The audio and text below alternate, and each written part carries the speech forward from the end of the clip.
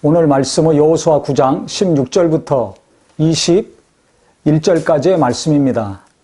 그들과 조약을 맺은 후 사흘이 지나서야 그들이 이웃에서 자기들 중에 거주하는 자들이라 함을 들으니라.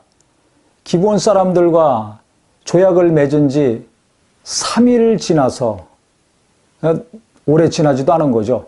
3일째 되는 날 이 사람들이 바로 옆에 사는 사람들이라는 것을 이스라엘 사람들이 알게 됐습니다. 얼마나 황당했겠습니까? 멀리서 온 줄 알았는데 바로 코앞에 있는 사람들이었습니다.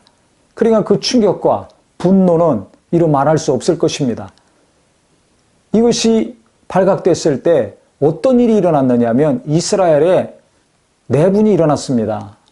성경을 보니까 회중 족장들이 이스라엘의 하나님 여호와로 그들에게 맹세했기 때문에 이스라엘 자손이 그들을 치지 못한지라. 그러므로 회중이 다 족장들을 원망하니 모든 족장이 온 회중에게 이르되 우리가 이스라엘의 하나님 여호와로 그들에게 맹세하였은즉 이제 그들을 건드리지 못하리라. 우리가 그들에게 맹세한 맹약으로 말미암아 진노가 우리에게 임할까 하노니 이렇게 행하여 그들을 살리리라 하고 무리에게 이르되 그들을 살리리라 하니 족장들이 그들에게 이른 대로 그들이 온 회중을 위하여 나무를 패며 물을 깃는 자가 되었더라. 하나님의 명령은 다 제거하는 거죠. 이것을 모든 이스라엘 백성들은 철저히 알고 있습니다. 하나님의 말씀대로 약속대로 순종해야 복을 받고 땅을 차지하는 거 아닙니까? 그런데 바로 옆에 있는 이 기브온 사람들 화친 조약을 맺었기 때문에 제거할 수가 없습니다. 그래서 이스라엘 회중들이 이 족장들, 즉 이스라엘을 이끌어가는 이 리더들에 대해서 다 원망하기 시작했습니다. 내분이 일어난 거죠.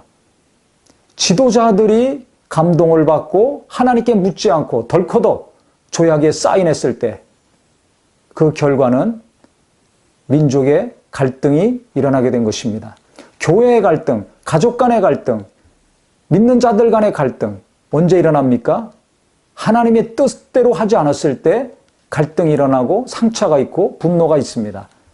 그것들을 줄이려면 어떻게 됩니까? 큰 일이건 작은 일이건 주는 일이건 받는 일이건 중요한 일이건 덜 중요한 일이건 관계없이 항상 깨어서 날마다 깨어서 성령의 인도하심을 잘 받아야 될 것입니다. 리더들이 이스라엘의 족장들이 기브온 사람들의 몰골과 말을 들었을 때 그냥 한순간에 넘어간 것입니다. 도매금으로 넘어갔다는 말이 있죠. 여호수아와 모든 족장들이 다 넘어갔습니다. 기브온 사람들이 잘 준비하고 지혜롭게 해서 자기들은 살아남았지만 이스라엘의 입장에서는 큰 실수를 한 거죠. 오늘 말씀을 통해서 우리가 잘 배워야 될 것입니다. 내가 날마다 깨어 있는가? 아니면 방심하고 있는가?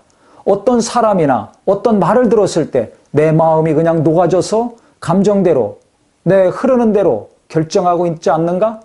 우리 스스로를 돌아봐야 될 것입니다. 특히 리더들이 이런 실수가 많다면 그 옆에 있는 분들이 직언을 하고 고언을 해서라도 브레이크를 걸어야 될 것입니다. 그래서 브레이크 장치를 이곳저곳에 해놓는 거 중요하다고 말씀을 드렸었죠.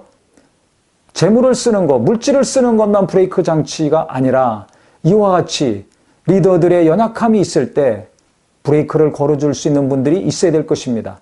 그것을 시스템으로 만들어 놓으면 더 좋습니다. 특히 예수 믿는 분들은 어려운 사람들 보면 마음이 녹는 경우가 많습니다. 도와주고 싶고 후원해주고 싶고 밀어주고 싶을 때가 있죠. 하지만 속여서 기브온 사람들처럼 거짓말을 하고 양의 탈을 쓰고 그 도움을 받고 후원을 받으려고 하는 소수의 무리들이 항상 있습니다. 그렇기 때문에 우리가 분별을 잘 해야 되는데 그러려면 어떻게 됩니까? 항상 깨어 있어야 됩니다.